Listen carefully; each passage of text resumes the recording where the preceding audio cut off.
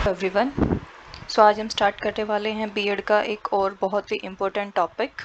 BEd का भी और सीटेट में भी इससे 2 क्वेश्चन आपके आते ही हैं, तो बहुत इंपॉर्टेंट टॉपिक है बीएड पॉइंट ऑफ व्यू से भी and CTET point of view से भी। बीएड में भी आपका इसमें से 16 मार्क्स का क्वेश्चन आता ही है। तो आज का हमारा टॉपिक रहेगा पियाजे थ्योरी ऑफ कॉग्निटिव डेवलपमेंट। कि कॉग्निटिव डेवलपमेंट के लिए हमें एक थ्योरी दी गई थी, जो हमें दी थी जीन पियाजे ने। इनका जो मेन काम था, इन्होंने अपने ही बच्चों पर अपना एक्सपेरिमेंट किया था और इन्होंने ये बताया था कि बच्चों का जो कॉग्निटिव डेवलपमेंट है वो एज के साथ और अपने एनवायरनमेंट के साथ कैसे होता है, कैसे एज के साथ बच्चे नई चीज़ों के कांटेक्ट में आते हैं, उनका माइंड डेवलप होता है, उनके थॉट्स जनरेट होते हैं, उन सब के बारे में बताया था। तो चलिए हम शुरू करते हैं। सबसे पहले हम देखते हैं कि पियाजे कौन था। जीन पियाजे 1896 to 1980 was a Swiss psychologist known for his pioneering work in child development. Jean पियाजे एक साइकोलॉजिस्ट था, स्विस साइकोलॉजिस्ट था, जिन्होंने अपना इंटरेस्ट दिखाया था चाइल्ड डेवलपमेंट में कि बच्चों का कॉग्निटिव डेवलपमेंट कैसे होता है, इंटेलिजेंस रेशियो क्या होता है, कैसे टाइम के साथ और एज के साथ ये सब चीज़ें उनकी चेंज होती रहती हैं। He studied how children acquire knowledge and how their thinking processes change over time. इन्होंने स्टडी किया था कि बच्चे कैसे टाइम के साथ और अपनी एज ग्रुप के साथ नई नॉलेज एक्वायर करते हैं और उनकी थिंकिंग में कैसे टाइम के साथ चेंज आता है। जैसे छोटा बच्चा होता है, वो क्या करता है, सिर्फ चीज़ों को देख के इमिटेट करता है, रिस्पॉन्ड करता है, लेकिन वही जब उसकी एज बढ़ती है तो उसकी थिंकिंग क्या हो जाती है, लॉजिकल हो जाती है। वो टाइम के साथ या हर एक चीज़ के पीछे हमसे लॉजिक मांगने लगता है कि ऐसा क्यों है। तो इन सब चीज़ों को स्टडी किया था जीन पियाजे ने। जीन पियाजे के कुछ की कॉन्सेप्ट्स थे पियाजे थ्योरी के। इन्होंने हमें 4 चीज़ों के बारे में बताया था। First one is schema, second is assimilation, third one is accommodation and fourth one is equilibrium. Schema क्या होता है, ये बहुत ही इंपॉर्टेंट टर्म है इस थ्योरी की। ये डायरेक्ट क्वेश्चन पूछा जाता है सीटेट में कि जीन पियाजे ने किस चीज़ के बारे में बताया था। तो ये जो टर्म है ये बहुत ही ज़्यादा इम्पोर्टेंट है, इसको ध्यान रखना। स्कीमा होता है जो हमारे माइंड में पहले से एग्जिस्ट हैं चीज़ें। जैसे कि जब बच्चा छोटा बच्चा होता है, वो क्या करता है, चीज़ों को देखता है, रिस्पोंड करता है, चीज़ों को पकड़ने की कोशिश करता है, सकिंग करता है। तो जो ऑलरेडी हमारे माइंड में है, जो बेसिक बिल्डिंग ब्लॉक्स हैं नॉलेज के, वो होते हैं स्कीमा, जो हमारे बर्थ टाइम पे हमारे माइंड में ऑलरेडी एग्जिस्ट कर रहे थे, वो हमारे होते हैं स्कीमा। देन हमारा आता है एसिमुलेशन। अब जैसे जैसे बच्चा ग्रो कर रहा है, छोटा बच्चा है, अभी बच्चा लेट्स सपोज हो गया 2 इयर्स का, तो वो क्या चीज़ों के लिए डिमांड भी कर सकता है कि नहीं अब मुझे ये वाला टॉय नहीं चाहिए, मुझे ये वाला टॉय चाहिए। तो उसके जो एग्जिस्टिंग नॉलेज थी उसमें उसने कुछ ऐड ऑन किया, उसको इंटीग्रेट किया। तो एसिमुलेशन हमारा होता है integrating a new information into existing schema. जो उसकी नॉलेज थी उसी में उसने ऐड ऑन कर लिया, अपना इंटरेस्ट ऐड किया कि नहीं अब मुझे ये वाला टॉय नहीं चाहिए, मुझे ये वाला टॉय चाहिए। तो वो होता है हमारा एसिमुलेशन। अकोमोडेशन, अकोमोडेशन क्या होता है, modifying schemas to fit new information. अब जैसे बच्चे ने देखा कि एक एनिमल है जिसके 4 लेग्स हैं और उसको हमने बता दिया कि ये डॉग होता है। लेकिन कुछ टाइम बाद उसने क्या देखा, एक कैमल देख लिया, उसके भी 4 लेग्स होते हैं। लेकिन हमने तो बच्चे को बताया था कि 4 लेग्स होते हैं, एक टेल होती है, वो डॉग होता है। लेकिन वो उसको भी फिर कैमल को भी डॉग ही बोलेगा ना। लेकिन कुछ टाइम बाद उसको ये पता चलेगा कि नहीं, दूसरा भी एनिमल होता है जिसके सेम फीचर्स हैं, 4 लेग्स हैं, टेल है, वो कैमल होता है। तो वो कुछ अपने जो उसके स्कीमाज हैं उनको मॉडिफाई करता है कि जो नई इन्फॉर्मेशन वो देख रहा है अपने आसपास, वो उन सब चीज़ में वो फिट कर सके। देन हमारा आता है equilibrium, the process of balancing assimilation and accommodation. काफ़ी बार ऐसा होता है कि हमें अपने नई इन्फॉर्मेशन ऐड करनी होती है चीज़ों में। काफ़ी बार ऐसा होता है कि हमें चीज़ों को इग्नोर भी करना होता है। तो ये इक्विलिब्रियम हमारा क्या है, एक वो स्टेज है जहाँ पे हम बैलेंस करके चलते हैं एसिमुलेशन और एकोमोडेशन में। अब बच्चा अगर उसके पास लेट सपोज 2 की जगह अगर 3 भी एनिमल्स आ गए डिफरेंट काइंड, लेट सपोज एक डॉग आ गया है, एक कैट आ गई है, एक कैमल आ गया है, और एक हम कार का ऑप्शन ले लेते हैं, तो वो इन चारों में अब डिफ्रेंशिएट कर सकता है कि ये एनिमल्स हैं, ये एक व्हीकल है या एक टॉय है।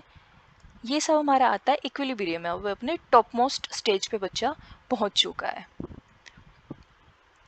उसके बाद प्याजे ने स्टेजेस बताई थी, एज ग्रुप के अकॉर्डिंग उसने स्टेजेस डिवाइड की थी। तो फर्स्ट स्टेज हमारी आती है सेंसरी मोटर, जिसमें उसने इंक्लूड किया था कि बर्थ टाइम से और 2 इयर्स तक के बच्चे उसमें होते हैं, 0 to 2 इयर्स। सेकंड है प्री ऑपरेशनल, जिसमें बच्चे आते हैं 2 to 7 years. Third one is concrete operational, जिसमें आते हैं 7 to 11 years. And fourth one is formal operational, जिसमें 12 प्लस बच्चे आएंगे, 12 टू अडल्ट। इसमें आप सभी बच्चों को इंक्लूड करके चलेंगे। तो कैसे कैसे स्टेज पे बच्चा, क्या क्या हमें चेंजेस उसमें दिखते हैं, क्या क्या उसकी रिएक्शंस होती हैं, एक एक स्टेज को अब हम डिटेल में करते हैं। तो सबसे पहले हम बात करते हैं सेंसरी मोटर की। तो सेंसरी मोटर में हमारे पास एज ग्रुप है 0 to 2 इयर्स। तो इसमें मेन कैरेक्टरिस्टिक्स बच्चे में क्या देखने को मिलेगी? क्या करता है छोटा बच्चा? 2 साल के बच्चा सिर्फ क्या चीज़ों को देख सकता है और फील कर सकता है। जैसे 2 साल का भी बच्चा होता है, वो अपने फैमिली मेम्बर्स को पहचान लेता है कि ये मेरी मम्मा है, ये मेरे पापा हैं। तो वो चीज़ों को देख सकता है, चीज़ों को फील कर सकता है, चीज़ों को रिकॉग्नाइज कर सकता है। सिर्फ इतना ही कर सकता है छोटा बच्चा। उसके बाद आता है हमारे पास प्री ऑपरेशनल, जिसमें इसने इंक्लूड किया 2 to 7 इयर्स के बच्चे। वो क्या करते हैं? ईगोसेंट्रिक होते हैं, सिंबॉलिक प्ले होता है, लैंग्वेज डेवलपमेंट। तो 2 साल के बाद जो बच्चे हैं वो कुछ कुछ बोलना शुरू कर देते हैं, मम्मा पापा दादा दादी। एक हमने चीज़ देखी कि ईगोसेंट्रिक हो जाते हैं। जब आप किसी छोटे बच्चे अगर अपनी मम्मा की गोदी में और आप उसको लेना चाहो तो नहीं आता कि नहीं, या फिर मेरी मम्मा सिर्फ मेरी है, वो दूसरे की नहीं है। तो बच्चे क्या होते हैं? ईगोसेंट्रिक हो जाते हैं, उनमें लैंग्वेज डेवलप होनी शुरू हो जाती है, वो कुछ प्ले कर सकते हैं। जैसे छोटे बच्चे हैं वो अपनी मम्मा के साथ खेल भी लेते हैं कि अभी हमें खेलना है, अभी हमें कुछ एक्टिविटी करनी है। तो प्री ऑपरेशनल स्टेज में बच्चा ये सब कुछ करना शुरू कर देता है। उसके बाद हमारे पास आती है थर्ड कंक्रीट ऑपरेशनल, जिसमें एज ग्रुप लिया गया है 7 to 11 ईयर्स। अब 7 से 11 साल का बच्चा क्या करेगा? उसके लॉजिकल थॉट्स हो जाएंगे, कंजर्वेशन सीख जाएगा, रिवर्सिबिलिटी सीख जाएगा। जैसे काउंटिंग अगर हम बात करें 1 to 100 और रिवर्स काउंटिंग 100 to 1, तो बच्चा ये सब सीख जाता है। मैथ्स के क्वेश्चन सॉल्व करना सीख जाता है, एडिशन सब्सट्रैक्शन। या फिर अगर हम उसको कुछ चीज़ दे दी कि हमारे पास let suppose ½ kg of sugar है एक बॉल में, और हमने उसको बोल दिया कि आपको ट्रांसमिट करनी है एक दूसरे किसी भी टम्बलर में, तो वो बच्चा आराम से उसको शिफ्ट कर देगा। लेकिन उसको ये डिफरेंस पता होगा कि ये साइज पे मैटर नहीं कर रहा, ये ½ kg ही रहेगा। तो उसकी जो थिंकिंग है वो लॉजिकल होनी शुरू हो जाती है कि ये नहीं है कि अगर एक चॉकलेट का रैपर इतना बड़ा है तो उसको ये पता है कि ये हाफ है या कंप्लीट है, पूरी चॉकलेट है या आधी मुझे खा के दी जा रही है। वो सब वो बच्चा उस सब में डिफ्रेंशिएट कर सकता है।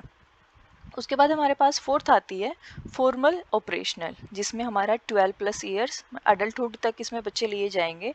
उसके एब्स्ट्रैक्ट थिंकिंग हो जाती है, रीजनिंग पावर आ जाती है, हाइपोथेटिकल थिंकिंग उन बच्चों की हो जाती है।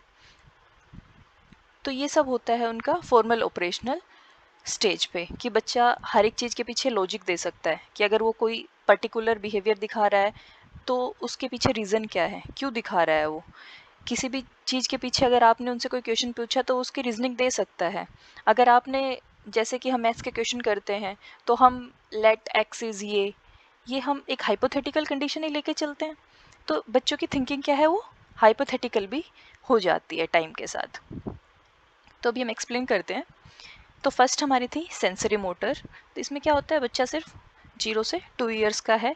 तो इसमें बच्चा क्या करता है? Infants learn through sensory experiences and manipulating objects. तो इसमें जो बच्चा है वो सिर्फ अपने सेंसरी मतलब अपनी फिजिकल बॉडी, अपनी बॉडी को यूज़ करके ही चीज़ें सीख सकता है, चीज़ें उसके अकॉर्डिंग ही वो अडॉप्ट कर सकता है, सिर्फ अपनी बॉडी का यूज़ करके। कि achievement, object permanence, understanding object exist even when out of site. बच्चों को इतना पता होता है कि अगर उसको दिखाई नहीं दे रही है कोई चीज़, तो भी उसको पता है कि हाँ, ये चीज़ एग्जिस्ट कर रही है। अगर बच्चा अपने बेडरूम में भी है, उसको अपनी मम्मा नज़र नहीं आ रही है, तो भी वो उसको पता है कि हाँ, मेरी मम्मा यहीं है। तो ये होता है बच्चे के सेंसरी मोटर स्टेज में। एक और बुक मैंने देखी थी जिसमें एक और वर्ड यहाँ पे यूज़ किया हुआ था कि out of site is out of reach. तो ये दोनों ही चीज़ें लेके चलते हैं। ये अलग अलग बुक में आप लोगों को अलग अलग चीज़ें देखने को मिलेगी। यहाँ पे बोल रहे हैं कि भाई बच्चे के साइट से बाहर है तो भी उसको पता है कि वो चीज़ें हैं, लेकिन एक दूसरी ही बुक में वो लिखते हैं कि अगर बच्चा किसी चीज़ को देख नहीं पा रहा है, जैसे कि हमने अगर बच्चे का कोई खिलौना छुपा दिया है, तो बच्चा उसको ढूंढेगा नहीं, उसके लिए वो एग्जिस्ट ही नहीं कर रहा है। ये होता है सेंसरी मोटर स्टेज में। देन हमारी सेकंड आती है pre operational stage. Pre operational stage में बच्चे क्या करने लगता है? Children begin to use language, think symbolically. अभी बच्चे को क्या है, लैंग्वेज डेवलप होने लग गई है, बच्चा बोलना सीख रहा है, बच्चा अल्फ़ाबेट सीख रहा है। बच्चा प्ले स्कूल में भी ऑलमोस्ट 3 इयर्स का बच्चा जाने लग जाता है, तो प्ले स्कूल में जाने लग गया, वो अपना फ्रेंड सर्कल बनाने लग गया। ये सब हमारा होता है प्री ऑपरेशनल स्टेज में। Thinking is still intuitive and egocentric, seeing the world only from their perspective. जैसे बच्चे को अपने अकॉर्डिंग ही चीज़ें चाहिए, वो अपने प्रोस्पेक्टिव के अकॉर्डिंग ही दुनिया को देख रहे हैं। अगर हम बोल देते हैं कि मम्मा अच्छी हैं, डजेंट मीन कि बच्चा मानेगा कि मम्मा अच्छी हैं। वो अपने अकॉर्डिंग ही अपना पॉइंट ऑफ व्यू बनाएगा कि मम्मा अच्छी हैं, पापा अच्छे नहीं हैं, दादा अच्छे हैं, जो भी हैं। वो अपनी ही थिंकिंग होती है बच्चे की, और बहुत ही ईगो सेंट्रिक होते हैं इस स्टेज पे बच्चे। तो अगर क्वेश्चन डायरेक्ट ऐसे भी आता है कि कौन से स्टेज में बच्चा बहुत ही ज़्यादा ईगो सेंट्रिक होता है, तो वो हमारा होता है प्री ऑपरेशनल स्टेज में। उसके बाद हमारे पास आती है थर्ड, कंक्रीट ऑपरेशनल स्टेज। अब बच्चे को क्या है, लॉजिकल थिंकिंग उसकी डेवलप होनी स्टार्ट हो जाती है। Child start thinking logically about concrete events. बच्चे ने क्या किया, लॉजिकल सोचना शुरू कर दिया। पहले इस जैसे प्री ऑपरेशनल स्टेज पे बच्चे को नहीं पता क्वांटिटी का, अगर आपने चॉकलेट में से थोड़ा तोड़ के भी बच्चे को दे दिया, बच्चा खुश। लेकिन अब बच्चे को ये पता हो गया है कि मम्मा ने मुझे छोटी चॉकलेट दी है या पूरी चॉकलेट दी है। जैसे कि इस फोटो में आप देख सकते हो, यहाँ पे एक छोटा ग्लास लिया हुआ है और यहाँ पे उसी पानी को ट्रांसफ़र किया जा रहा है एक बड़े ग्लास में। तो बच्चे को ये पता रहेगा कि क्वांटिटी सेम है। यहाँ पे अगर ये ग्लास फुल भी भरा हुआ है और ये हाफ भी है, तो इससे कोई फ़र्क नहीं पड़ रहा है, ये क्वांटिटी इसकी सेम है। बच्चा उस चीज़ के पीछे को लॉजिक को समझ चुका होता है। Then achievement of conservation, understanding that quantity doesn't change despite appearance. कि अगर किसी चीज़ का अपीयरेंस चेंज हो रहा है, यहाँ हम ग्लास से ग्लास में ही कन्वर्ट कर रहे हैं। अगर हम यहाँ से बोले बच्चे को कि ये ग्लास है और इससे हमें क्या करना है, एक बॉल में कन्वर्ट करना है, तो भी बच्चा ये चीज़ समझेगा कि इसकी क्वांटिटी जो है वो सेम रहनी है, वो इसके शेप से या इसके साइज से चेंज नहीं होने वाली है। तो बच्चे में कंक्रीट थिंकिंग आने लग जाती है, लॉजिकल थिंकिंग आने लग जाती है। और यहाँ पे जो बच्चे की ईगो है वो टाइम के साथ कम होनी शुरू हो जाती है, क्योंकि उसका फ्रेंड सर्किल बन जाता है और वो अपने फ्रेंड्स के अकॉर्डिंग ही चीज़ें सीखता है। इस टाइम पे बच्चे के मल्टीपल एंड रिवर्सिबल थॉट्स भी बच्चे के आने लग जाते हैं, जैसे कि रिवर्स काउंटिंग, रिवर्स हम अल्फ़ाबेट्स भी सिखाते हैं, A to Z and Z to A, 1 to 100, 100 to 1। Jumble words भी बच्चा सीख जाता है कि कहीं से भी आप कुछ भी पूछो। लॉजिकल थिंकिंग में अगर बात करें, वो मैथ्स के क्वेश्चन सॉल्व करना सीख जाता है बच्चा, एडिशन सब्सट्रैक्शन ये सब कुछ करना सीख जाता है इस स्टेज पे। उसके बाद हमारी नेक्स्ट आती है फॉर्मल ऑपरेशनल स्टेज। ये हाईएस्ट लेवल होता है, इसमें हम 12+ एज के बच्चे को लेते हैं, अडल्टहुड तक इसमें होता है। यहाँ पे बच्चा, उसका माइंड है वो फुली डेवलप हो चुका है। Development of abstract, logical and systematic thinking. अब क्या करेगा वो अपनी प्रॉब्लम्स खुद से सॉल्व कर सकता है। वो हर एक चीज़ के पीछे आपको लॉजिक बता सकता है, हर चीज़ का रीज़न दे सकता है कि अगर उसने कोई काम किया है तो क्यों किया है, वो सब वो आपको बता सकता है। Ability to test hypothesis, think about possibilities and hypothetical situation. वो किसी भी सिचुएशन में अगर आपने बच्चे को कोई भी सिचुएशन दे दी तो उसके कितने चांसेस हैं वो सब आपको बता देंगे। जैसे अगर हम बात करें तो बच्चा जब 8th क्लास में आ जाता है तो उनका क्या होता है, चैप्टर आ जाता है मैथ्स में प्रोबेबिलिटी। तो ये चांस ही है कि चांस कितना होगा क्रेंस का। तो ये सब क्या होता है, इस स्टेज पे आके बच्चा ये सब कुछ चीज़ें सीख जाता है। ये हाईएस्ट डिग्री होती है, रूल्स के बारे में बच्चा सीख जाता है और अपनी अंडरस्टैंडिंग जो है वो बच्चा ट्रांसफ़र भी कर सकता है। जैसे कि आपने देखा होगा कि एग्ज़ाम्स के टाइम बच्चे होते हैं ना, एक दूसरे फ्रेंड्स की हेल्प करते हैं कि अगर ये टॉपिक तुझे नहीं आ रहा तो मैं ये तुझे सिखा देता हूँ या समझा देता हूँ। तो यहाँ पे बच्चे क्या करते हैं, अपनी नॉलेज ट्रांसफ़र करना भी शुरू कर देते हैं। जैसे कि घर में भी कि अगर बच्चा अपने फ्रेंड के पास कुछ लंच करके आया है तो वो अपनी मम्मा को भी बोलेगा कि मम्मा मेरे फ्रेंड की मम्मा ने ना आज ये बना के दिया था तो आप भी बना के दीजिए। तो वो क्या करता है, अपनी जो नॉलेज है वो ट्रांसफ़र भी करना शुरू कर देता है। तो ये थी जीन पियाजे की दी हुई हमारी 4 स्टेजेस, जिसमें सबसे लोवेस्ट है हमारे पास सेंसरी मोटर एंड सबसे हाईएस्ट होती है फॉर्मल ऑपरेशनल। तो हम इसको एक बार ही देख लेते हैं ओवरव्यू इसका, कि सबसे पहले हमारे पास सिर्फ बच्चा अपनी बॉडी का यूज़ करके ही चीज़ों के बारे में रिस्पॉन्ड करेगा, उनको समझेगा। ऑब्जेक्ट परमानेंस की यहाँ पे बात की गई है। उसके बाद हम बात करें प्री ऑपरेशनल की, तो उसमें सिंबॉलिक थिंकिंग हो जाती है, बच्चा चीज़ें सीखना शुरू कर देता है, लैंग्वेज डेवलप हो जाती है।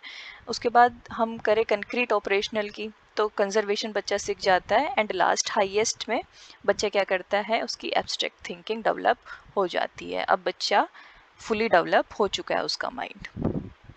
उसके बाद हम बात करते हैं, ये बहुत ही इंपॉर्टेंट चीज़ होती है, जब भी आपके पास 16 मार्क्स का क्वेश्चन आए किसी भी थ्योरी का, तो आपको उस थ्योरी की एजुकेशनल इम्प्लीकेशंस लिखनी है कि अगर हम ये थ्योरी पढ़ रहे हैं तो इसका एजुकेशन में क्या यूज़ है, हम क्यों पढ़ रहे हैं। अब जाके बीएड के बाद तो सबको टीचर ही बनना है, तो हम ये थ्योरीज क्यों पढ़ रहे हैं। तो पियाजे थ्योरी की अगर हम एजुकेशनल इम्प्लीकेशंस की बात करते हैं तो सबसे पहले आता है curriculum should be match developmental stage, कि बच्चे का करिकुलम उनकी एज के अकॉर्डिंग सेट किया जाए। ये नहीं कि हमने फर्स्ट क्लास के बच्चे को और रीजनिंग पढ़ानी शुरू कर दी है, फर्स्ट क्लास के बच्चे को हमने ट्रिग्नोमेट्री पढ़ानी शुरू कर दी है। तो जिस एज ग्रुप के बच्चे, उसी के अकॉर्डिंग हमें अपने लेसन प्लान स्टडी करने हैं, उसी के अकॉर्डिंग हमें अपना करिकुलम सेट करना है। Learning activities should be head on especially at earlier stages. जब अर्ली स्टेजेस पे है बच्चे, तब बच्चे को फ्री छोड़ दिया जाए उनकी एक्टिविटीज़ के लिए। बच्चे के जो आइडियाज़ है उनको फुली एक्सेप्ट किया जाए, ताकि बच्चे इन्फीरियर फील ना करें कि नहीं मैं तो गलत हूँ। अगर बच्चा इन्फीरियर फील कर गया तो वो हमेशा बैक ही रहेगा फिर क्लास में। And teacher should encourage exploration and discovery. Teacher को क्या करना चाहिए, अपने बच्चे को एनकरेज करना चाहिए। अगर वो कुछ अलग से आइडियाज़ दे रहा है, एक्सेप्ट करना चाहिए। अगर वो बच्चा गलत दे रहा है तो टीचर की ड्यूटी है कि उसको करेक्ट करे, लेकिन ये नहीं कि बच्चे के आइडियाज़ को वो एक्सेप्ट ही नहीं कर रहा है। तो ये हमारे होते हैं एजुकेशनल इम्प्लीकेशंस। एक और हम इसमें ऐड कर सकते हैं कि ये जो है वो पेरेंट्स की भी हेल्प करता है, कि अगर बच्चा आपका पर्टिकुलर बिहेवियर कोई दिखा रहा है, फॉर एग्जांपल अगर किसी फैमिली में 2 बच्चे हैं और पेरेंट्स की काफ़ी बार शिकायत होती है कि दोनों तो आपस में ही लड़ाई करते रहते हैं, तो पेरेंट्स को भी समझने में हेल्प करता है कि बच्चा अब हमारी कौन सी स्टेज पे है, और ये अगर ये बिहेवियर दिखा रहा है तो ये नेचुरल है। इसके बारे में ज़्यादा सोचने की या ओवर थिंक करने की हमें ज़रूरत नहीं है। ये बच्चे का नेचुरल नेचर है, वो ऐसा करेगा ही। अब वो ईगोसेंट्रिक है, वो प्री ऑपरेशनल स्टेज पे है, तो हमें ज़्यादा उस चीज़ में पढ़ने की ज़रूरत नहीं होती है। अब कोई भी चीज़ हमारे पास आती है तो उसका क्रिटिसिज्म तो आता ही है, तो पियाजे थ्योरी का भी क्रिटिसिज्म है। तो क्रिटिसाइज इसको किया गया था, पियाजे थ्योरी को क्यों किया गया था, तो पहला पॉइंट इसमें आता है कि इट में अंडरस्टिमेट चिल्ड्रंस एबिलिटी। काफ़ी बार क्या होता है, अब जैसे कोई 3 साल का बच्चा है, अब हम काफ़ी ऐसे सोशल मीडिया पे वीडियोस भी देखते हैं कि एक छोटा सा बच्चा है और उसको हिस्ट्री की पूरी नॉलेज है, या फिर उसको उसकी जनरल नॉलेज इतनी ज़बरदस्त है कि आप उससे कोई भी क्वेश्चन पूछ लो। लेकिन अगर हम बात करें पियाजे थ्योरी की, तो उस बच्चे को तो क्या, सिर्फ इगोसेंट्रिक होना चाहिए और कुछ लैंग्वेज डेवलप होनी चाहिए उसकी, और थोड़ी बहुत चीज़ों के बारे में उसको नॉलेज होनी चाहिए। तो पियाजे थ्योरी के अकॉर्डिंग अगर हम चलेंगे तो हम बच्चे की एबिलिटीज़ को काफ़ी बार क्या कर देते हैं, अंडरस्टिमेट कर देते हैं कि नहीं, ये नहीं हो सकता है। Second is overlooks social and cultural influences. काफ़ी बार क्या होता है, बच्चे के डेवलपमेंट पे सबसे ज़्यादा जो फ़र्क पड़ता है वो होता है उसका सोशल और कल्चरल एनवायरनमेंट।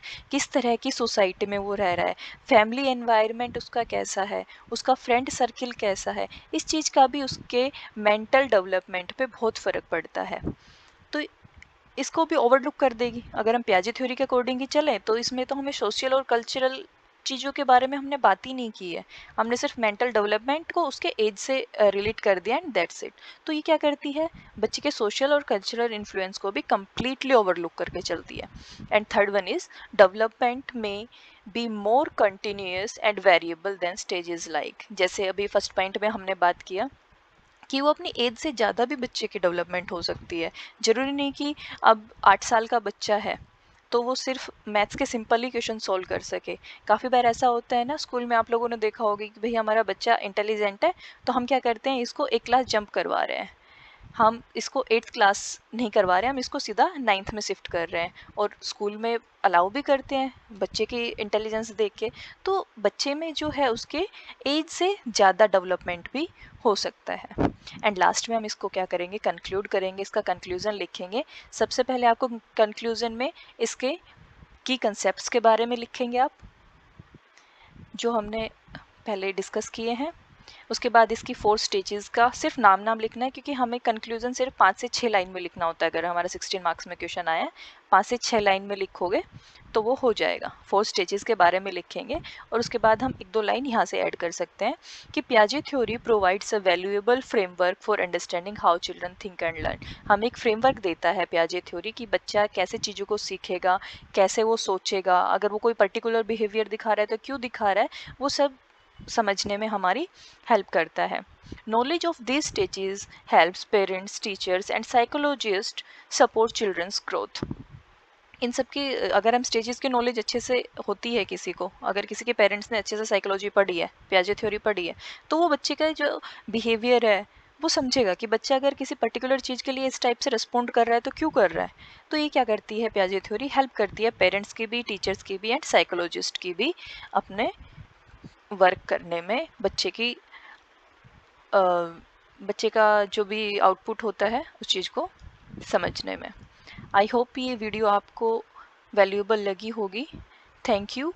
अगर आपको इसके डिटेल नोट्स चाहिए तो आप मुझे मेल कर सकते हैं, और please like, share and subscribe. Thank you very much.